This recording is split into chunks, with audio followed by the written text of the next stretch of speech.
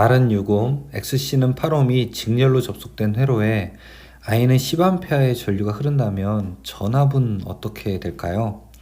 여기서 지금 보기를 보시게 되면은 다 복소수 형태로 문제가 주어지고 있기 때문에 이 문제를 푸는 과정 역시 복소수로 풀어야 됩니다. 일단 문제의 제기는 이런 겁니다. 여기 저항이 있고 그 다음에 XC가 있게 되는데 이 저항이 6옴이고 XC가 8옴이라는 거죠. 여기 직렬로 접속될 때 여기 흐르는 전류가 10A라면 도대체 이 양단에 걸린 전압 V가 얼만큼이냐 물어보고 있는 겁니다. V는 우리가 I 곱하기 임피던스를 계산하면 알 수 있어요. I가 10A이고 임피던스가 6, 그 다음에 여기서는 RC 병렬회로이기 때문에 마이너스 J8이 됩니다. 만약에 RL 직렬이라고 하게 되면 플러스 J8이 됐겠죠. 자, 계산을 할 수 있습니다. 그럼 얼마입니까? 60 마이너스 J 80 이렇게 놓을 수 있겠죠. 답은 2번이 해당되겠네요. 다음 중 전동기의 원리에 적용되는 법칙은 무엇일까요? 전류가 흐르게 되면은 어떻게 되냐면은 힘이 작용하게 됩니다. 자, 이런 법칙은 우리가 플레밍의 법칙으로 설명할 수 있는데 플레밍의 왼손 법칙은 전동기를 설명하고 있죠. 따라서 3번 플레밍의 왼손 법칙으로 이 전동기 원리를 설명할 수 있습니다. 자체 인덕턴스가 각각 L1, L2인 두 원통 코일이 서로 직교하고 있다. 직각으로 교차하고 있다는 얘기예요. 두 코일 사이의 상호 인덕턴스는 어떻게 되는가 물어보고 있습니다. 하나가 이렇게 되어 있고 하나는 그 반대로 되어 있다는 겁니다. 이때 서로 반대로 되어 있을 때 서로 자기장은 이렇게 직교하게 되는 거죠. 이때의 서로 영향을 미치는 인덕턴스는 없습니다. 0입니다. 1cm당 권선수가 10인 무한 길이 솔레노이드에 1A의 전류가 흐르고 있을 때 솔레노이드 외부 자개의 세기는 얼마인가 물어보고 있습니다. 자, 이 문제는 지금 외부 자개의 세기 물어보고 있는 거죠. 외부 자개는 0입니다. 열의 전달 방법이 아닌 것은 물어보고 있죠. 열을 전달하고 있는 것은 우리가 전도 방식과 그 다음에 복사, 대류 이런 것들을 우리가 3대 열의 전달 방법이라고 알고 있습니다. 3번에 확산하는 관계가 없죠. 전기장에 대한 설명으로 옳지 않은 것은 무엇일까요? 1번은 대전된 무한장 원통의 내부 전기장은 0이다.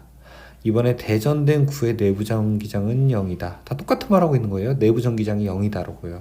3번도 대전된 도체 내부의 전압 및 전기장은 모두 0이다. 세 개가 다 똑같은 얘기하고 있는 겁니다. 4번에 도체 표면의 전기장은 표면의 평행이다가 아니라 평행이 아니라 이것은 수직이 되죠. 따라서 답은 4번으로 볼 수 있습니다. 그림과 같은 회로에서 A, B 간에 2V의 전압을 가하여 일정하게 하고 스위치 S를 닫았을 때 전전류가 닫기 전에 3배가 되었다면 저항 RX의 값은 어떻게 되는가 물어보고 있습니다. 여러분, 이 문제 같은 경우에는 이렇게 이제 풀어야 되는 거죠. 처음에 전류가 원래는 이렇게 흐르는 거죠. 그쵸? 8과 3을 지나서 그러면 원래 저항은 얼마였다는 겁니까? 11옴이라고 하는 거예요. 그런데 이 저항 스위치를 닫게 되었을 때는 3배가 흘렀대요. 그러면 전류가 이렇게도 흐르고 스위치 닫게 되면 이렇게도 흐르잖아요. 그러면 길이 하나 1번 길이 있고 여기 2번 길이 있으니까 저항이 더 작아지는 겁니다. 그래서 3배가 흘렀다는 거예요. 3배가 흘렀다는 얘기는 저항이 원래 11옴이었는데 이게 3분의 1이 됐다는 얘기여서 11옴에서 얼마가 됐다는 겁니다. 11 나누기 3 하게 되면은 3.667? 667 이 정도 옴 됐다는 거예요. 그러면은 이 RX는 얼마라는 거예요? 3.667인데 요거 두 개를 합한 것분에 곱한 거 더하기 3 해서 3.667이 나왔다는 거잖아요. 그럼 8 플러스 RX 분의 8 곱하기 RX를 하게 되면 여기가 8이죠. 8 곱하기 RX를 하게 되면 이 값이 바로 0.667 나왔다는 거예요. 여러분, RX 이제 이 RX를 찾아보십시오. 하나씩 다 넣어보세요. 0.73 1.44, 2.16, 2.88 하나씩 더 넣어보시게 되면은 답이 딱 하나가 나올 겁니다. 아마 0.73일 때 답이 나오게 될 것입니다. 답은 1번이 되죠. 내부 저항이 0.15인 전지 10개를 병렬 연결하면 전체 내부 저항은 어떻게 되겠는가? 자, 이렇게 내부 저항 전지가 있는데 이 전지의 저항 내부 저항이 0.1이라고 해요. 자, 이것이 이렇게 무수하게 이제 많게 되는 것이죠. 10개까지. 그러면은 저항이라고 하는 것은 병렬로 연결되어 있는 것과 같기 때문에 0.1이 n개가 되어 있어서 0.1이 10개가 되어 있으니까 0.01이 되겠네요. 답은 1번에 해당합니다. 다음 설명 중에서 틀린 것은 무엇인가 찾고 있습니다. 앙펠의 오른나사 법칙, 전류의 방향을 오른나사가 진행하는 방향으로 하면 이때 발생되는 자기장의 방향은 오른나사의 회전 방향이 된다. 이거는 맞고요. 렌츠의 법칙, 유도기 전력은 자신의 발생 원인이 되는 자속의 변화를 방해하려는 방향으로 한다. 맞고요. 패러데이 전자 유도 법칙, 유도기 전력의 크기는 코일을 지나는 자속의 매초 변화량과 코일의 건수에 비례한다. 맞고요. 쿨롱의 법칙, 두 자극상에 작용하는 자력은 자력의 크기는 양 자극의 세기의 곱에 비례하고 자극 간의 거리의 제곱에 비례한다. 여기에 딱 마지막에 반비례한다. 이런 얘기가 들어가 있어야 되겠죠. 4번이 잘못된 거네요. 그림과 같이 C는 2마이크로페럿의 콘덴서가 연결되어 있다. A점과 B점 사이의 합성 정전 용량은 얼만큼이 되는가 물어보고 있습니다. 이거 2가 들어가 있다는 거죠. 이거 합치게 되면 얼마입니까? 4죠. 이거 합치게 되면 얼마입니까? 4죠. 그러면 4가 직렬로 연결되어 있는 거네요. 4 플러스 4분의 4 곱하기 4 이렇게 계산할 수 있어요. 8분의 16 여기는 얼마? 2가 되겠네요. 답은 2번이 됩니다. 저항 R1, R2의 병렬 회로에서 R2에 흐르는 전류가 I일 때 전체 전류는 얼만큼인가 물어보고 있습니다. 자, R1, R2 일단 제가 병렬로 먼저 그려볼게요. 이렇게 하나 R1, 그 다음에 이쪽에 R2를 그려보겠습니다. 자, 이때 여기 R2에 흐르는 전류가 I라고 합니다. 여기 흐르는 전류가 I라고 하고요. 저는 그냥 여기 전체 전류를 I0라고 한번 해볼게요. 그럼 여러분, 우리가 I 어떻게 구하죠? 이 I를 구하는 방법은 전체 전류 곱하기 이 저항 R1 플러스 R2분의 상대방 거 R2 이렇게 계산을 하게 되거든요. 이때 우리가 I를 구할 수 있는데 문제는 여기서 전체 전류 I0를 구해라 라고 하는 거기 때문에 이것을 거꾸로 하게 되면 되죠. 보세요. 그러면은 I0는 어떻게 됩니까? 양쪽에다가 R2분의 R1 플러스 R2 곱하기 그 다음에 I가 될 수 있겠네요. 자, 이것과 같은 거 답 여기서 고를 수 있나요? 네, 답은 1번이 됩니다. 200V 40W의 형광등에 전격 전압이 가해졌을 때 형광등 회로에 흐르는 전류는 0.42A이다. 이 형광등의 역률은 어떻게 되는가 물어보고 있습니다. P는 V, I, 코사인 세타 단상이기 때문에요. 역률 코사인 세타가 궁금하기 때문에 우리는 VI분의 P로 이 값을 구할 수 있고요. 여기가 200 곱하기 I 0.42분의 그 다음에 40 계산할 수 있습니다. 계산하게 되면은 이거 0.476 나오게 될 거예요. 답은 2번 47.6%입니다. 그림의 회로에서 모든 저항값은 2옴이고 전체 전류 I는 6A이다. I1에 흐르는 전류가 얼만큼인가 물어보고 있습니다. 자, 저항값이 2옴이래요. 여기가 2고 이쪽도 2고 그 다음에 이쪽도 2고 자, 전체 전류는 6A라고 합니다. 그러면은 I1에 흐르는 값은 얼마가 될까요? 이거 물어보고 있는 건데요. 자, 지금 이 회로를 조금 변형시킬 필요가 있을 것 같아요. 그쵸? 변형시킬 필요가 있으면은 저항의 구성이 이렇게 하나 여기가 6A가 흐르는 거고 이쪽이 2, 그 다음에 R, 이 두 개는 이렇게 직선으로 연결되어 있기 때문에 합치게 되면은 4옴이 됩니다. 그러면은 I1에 흐르는 전류는 6A가 2대 4의 그 저항 2대 4의 비율이니까 여기서는 전류는 2대 1의 비율로, 그쵸? 반대로 4대 2가 되어서 2대 1의 비율로 흐르게 될 겁니다. 6A가 2대 1의 비율로 흐르게 되면 얼마가 될까요? 여기가 4A가 되고 이쪽이 2A가 되겠네요. 그러면 I1이라고 하는 거는 여기 2옴에 흐르는 전류에 해당하니까 4A가 흐르게 될 겁니다. 답은 바로 4번이 되네요. 1kWh는 몇 줄인가 물어보고 있습니다. 1kWh라고 하는 것은 우리가 1000 와트 곱하기 1시간 그쵸? 곱하기 60분 곱하기 60초를 이야기하는 거죠. 와트. 그러면 이거는 1000 곱하기 초로 계산하게 되면 1시간이라고 하는 건 3600초가 해당되죠. 그럼 3.6 곱하기 10의 6승이 되겠네요. 답은 1번이 됩니다. 다음 전압과 전류의 위상차는 어떻게 되는가 물어보고 있습니다. 전압을 봤더니 위상차를 결정하는 부분은 바로 이 부분이죠. 마이너스 3분의 파이. 여기는요, 마이너스 6분의 파이. 마이너스 3분의 파이는 얼마입니까? 60도 늦다는 거고요. 여기는 30도 늦다는 거예요. 어떤 기준보다 전압이라고 하는 여기 기준이 있으면은 전압 V는 전압 V는 60도 늦게 되는 거고요. 그 다음에 전류는 I는 30도 늦게 됩니다. 그럼 이때 위상차는 어떻게 됩니까? 전압과 전류를 기준으로 했을 때, 자, 문제를 보게 되면은 전류가 전압보다 어때요? 30도 앞서게 되는 거죠. 전류가 전압보다 30도 앞서게 됩니다. 둘의 차이는 30도니까 일단 여기 60도라고 설명한 것들은 다 틀리고, 자긴 전압이 앞서냐 전류가 앞서냐인데 당연히 기준보다 전류가 더 앞서게 되는 거, 둘 다 늦기는 한데 그 중에서는 전류가 더 빠르게 되는 것이죠. 답은 4번에 해당합니다. 비정형파의 종류에 속하는 직사각형 파의 전개식에서 기본파의 진 폭은 어떻게 되는가 물어보고 있습니다. 자, 여러분 이것도 크게 그냥 보지 마세요. 그냥 안 보셔도 관계없습니다. 한 번 출제되고 안 출제되지 않은 문제입니다. 자, 이렇게 계산하는 식이 있습니다. 여기 3.14분의 4 곱하기 최대값 20 계산할 수 있습니다. 그러면은 25.47 나오게 되는데요. 이것이 바로 답이 됩니다. 답은 3번이 되죠. 평형 3상 Y결선에서 상전류 IP와 선전류 IL과의 관계는 어떻게 되는가? 이 Y결선에서는 상전류와 선전류가 같죠? 그러니까 IP가 그냥 IL과 같게 되죠? 답은 3번이 되겠네요. 다음은 정전 흡입력에 대한 설명이다. 옳은 것은 어떻게 되는가? 정전 흡입력이라고 하는 거, 이 F는요, 2분의 1의 엡실론 2의 제곱 이렇게 됩니다. 그래서 전압의 제곱에 비례하게 된다. 이런 말이 나와야 돼요. 1번 정전 흡입력은 전압의 제곱에 비례한다. 이렇게 이야기할 수 있죠.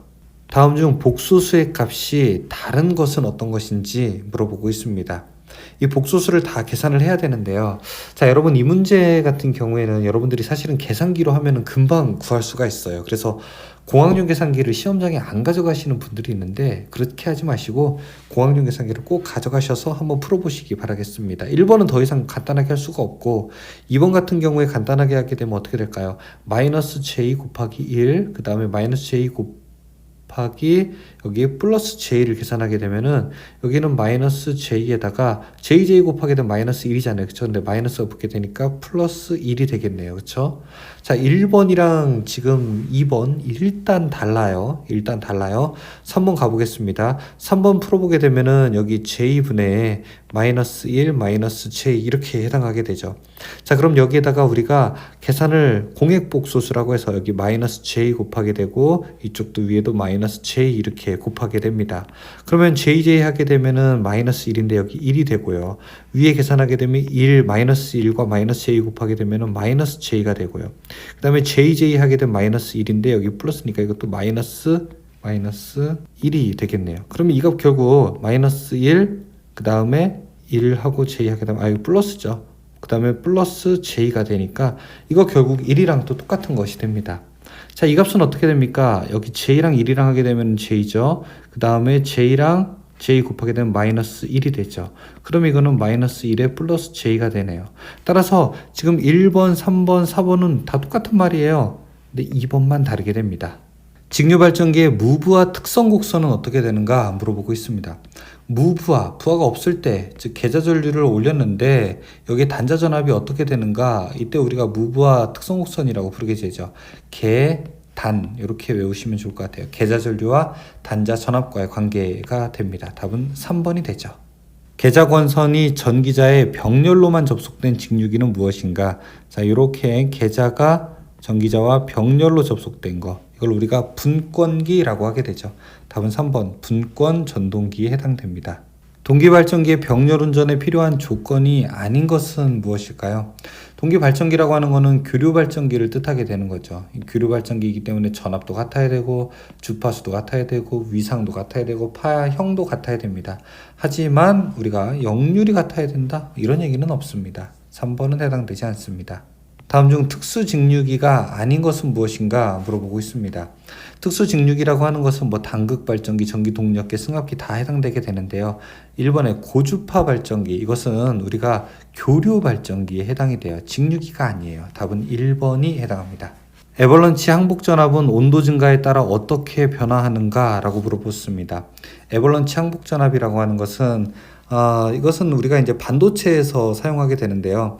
처음에 전기 흐르지 않다가 어느 정도 흐르게 되면은 막 흐르는 거. 예를 들어 이런 거죠. 여기 플러스 걸고 마이너스 걸게 되면은 전압, 원래 전기 흐르지 않죠. 그런데 전압이 점점 커지게 되면은 조금씩 흐르다가 어느 정도 막 흐르게 되는 거. 이걸 우리가 전자 사태라고도 설명을 하게 되는데, 자, 이때를 우리가 이제 애벌런치 항복 전압이라고 이야기하게 됩니다. 온도가 올라갈수록 그 값도 올라가게 됩니다. 답은 2번이 됩니다.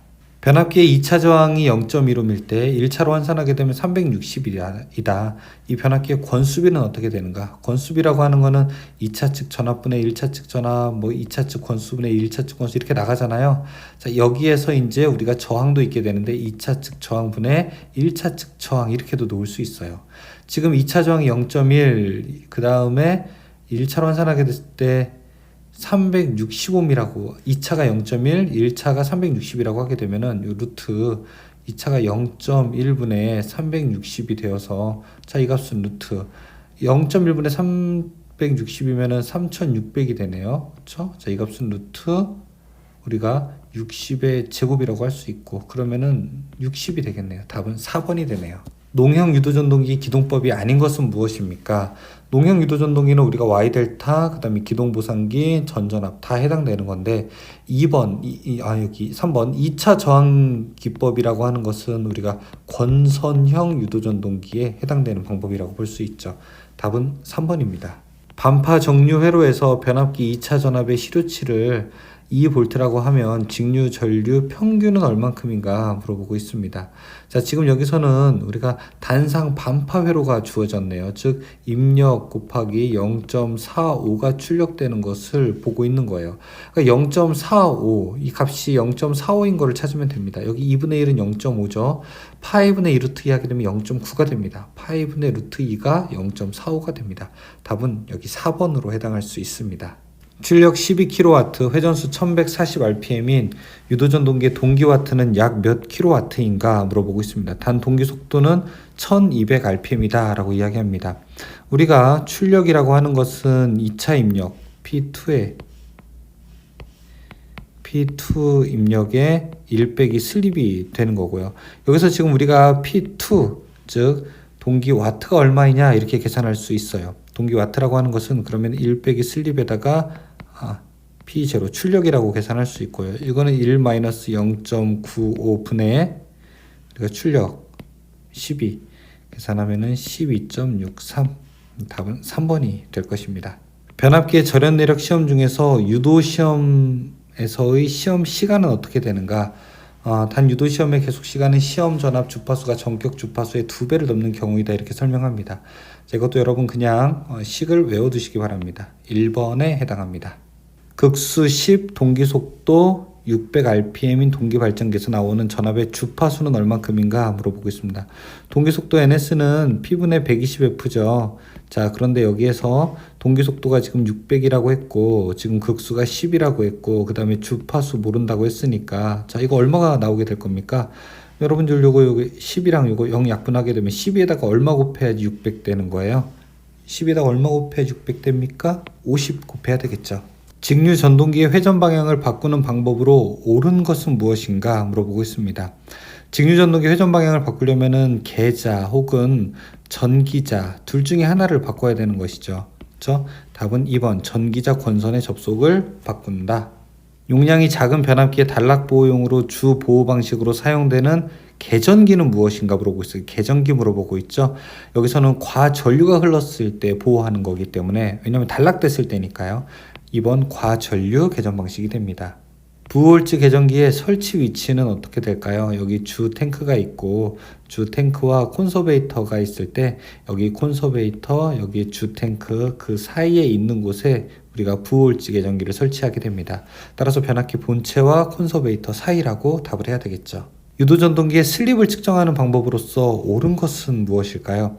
슬립을 측정하는 방법 중에서는 4번 스트로보법이라고 하는 것을 사용하게 됩니다. 단락비가 큰 동기기에 대한 설명으로 옳은 것은 무엇일까요? 단락비가 크면 전기적으로 유리하다 이렇게 생각을 해두시면 좋을 것 같아요. 전기적으로 유리하게 된다, 안정도가 높다, 전압 변동률은 작게 되고요. 전기자 반작용도 작게 됩니다. 기계는 이제 전기적인 게 아니라 기계적인 것이기 때문에 기계적인 것도 크게 되죠. 답은 2번에 해당합니다. 속도를 광범위하게 조정할 수 있으므로 아변기나 엘리베이터 등에 사용되는 직류 전동기는 무엇인가 물어보고 있습니다. 외부에서 자개의 세기를 바꿔주게 되면은 우리가 속도를 범위를 아주 넓게 만들어 줄 수 있습니다. 이렇게 전기자와 계자가 분리되어 있는 전동기, 우리가 타여자 전동기라고 하게 되죠.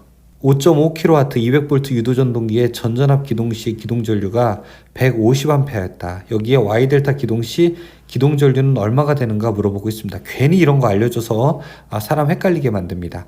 우리가 Y델타에서는 기동전류가 3분의 1로 감소한다고 했었죠. 150 곱하기 3분의 1로 감소하게 되었을 때의 값 50A가 됩니다. 답은 1번.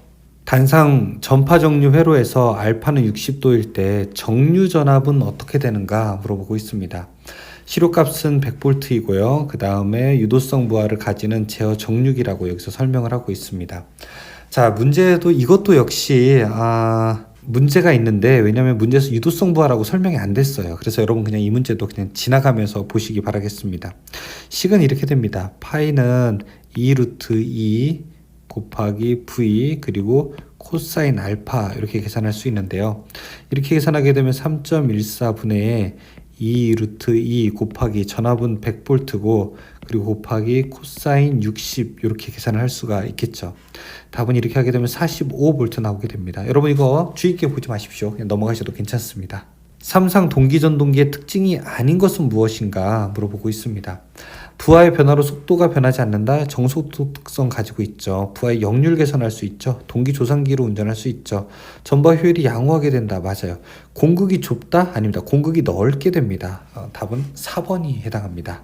합성수지 몰드 공사의 시공에서 잘못된 것은 무엇인가 물어보고 있습니다. 사용전압이 400V 미만에 사용한다. 맞고요. 우리가 사무실 같은 데서도 간단하게 사용할 수 있으니까 점검할 수 있고 전개된 장소에서 맞고요. 자, 1m 간격마다 나사 1m 간격이 아니라 더 좁게 해야 돼요. 한 40cm에서 50cm마다 우리가 지지를 해야 됩니다. 3번이 잘못됐습니다. 저압 인입선의 접속점 선정으로 잘못된 것은 무엇인가? 인입선이라고 하는 것은 이렇게 내려오는 선이잖아요. 그렇죠? 전주에서 이렇게 인입하는 선.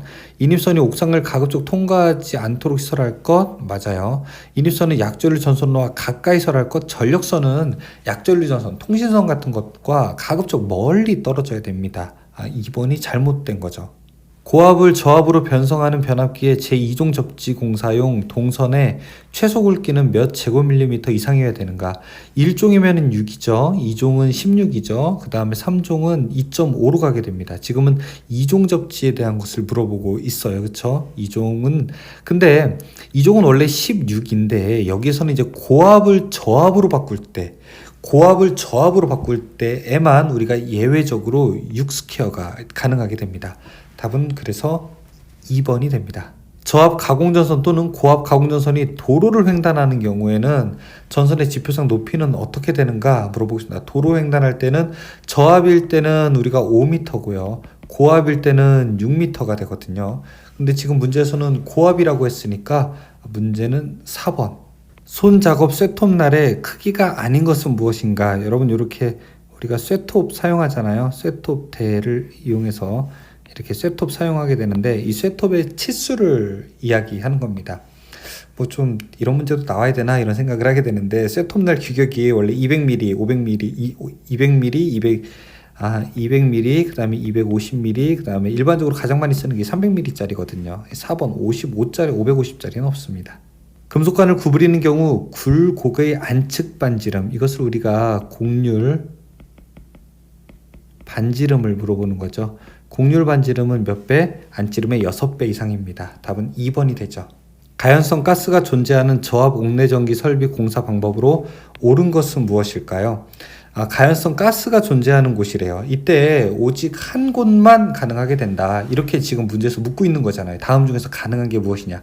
그때는 지체하지 마세요. 금속관만 가능합니다. 금속 전선관 공사 시 노가웃의 구멍이 금속관보다 클 때 사용되는 접속 기구는 이렇게 박스의 구멍이 클 때 관을 넣어야 되는데 조금 줄여야 되겠다라고 할 때 사용하는 거, 이것을 우리가 와셔, 링 리두셔라고 부르게 됩니다. 답은 2번이죠. 다음 중 차단기를 시설해야 하는 곳으로 가장 적당한 것은 무엇인가? 딱 보아도 차단기를 시설해야 되는 곳이 어딘지 알아야 되는데 시설하면 안 되는 곳부터 보죠. 일단 무슨 중성선 같은 곳, 그쵸? 다음에 접지선, 이런 곳에는 시설하면 안 됩니다. 물론 중성선에 설치를 해도 되는데 설치를 해도 되는 거는 전력선과 함께 동시 동작형인 것을 사용할 수 있게 되는 거죠. 근데 뭐 퓨즈 하나만 중성선에 설치한다? 이런 거 이제 안 되는 거예요. 1번에는 고압에서 저압으로 변성하는 2차 측의 저압측 전선, 여기는 괜찮아요. 근데 2번에는 접지선이라고 그러고 3번에는 중성선이라고 하고 4번에는 접지선, 이건 안 되죠.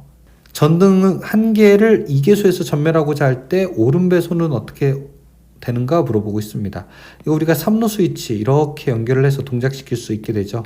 그리고 이쪽 램프로 오게 되는 거니까 3로 스위치에는 각각 선이 3가닥씩 들어갑니다. 하나, 둘, 셋, 이렇게 하나, 둘, 셋. 그러니까 3로 스위치에는 3가닥씩 있어야 되고 전원은 2가닥만 들어가게 되면 되는 거. 자, 이렇게 이 4번의 그림이 그래도 가장 맞다고 할 수 있겠네요. 케이블을 조영제에 지지하는 경우에 이용되는 것이 아닌 것. 케이블 우리가 조영제에 지지할 때 스테이플 이렇게 스테이플로 이렇게 찍어서 케이블을 지지하게도 되죠. 작은 거일 때는요. 그렇죠?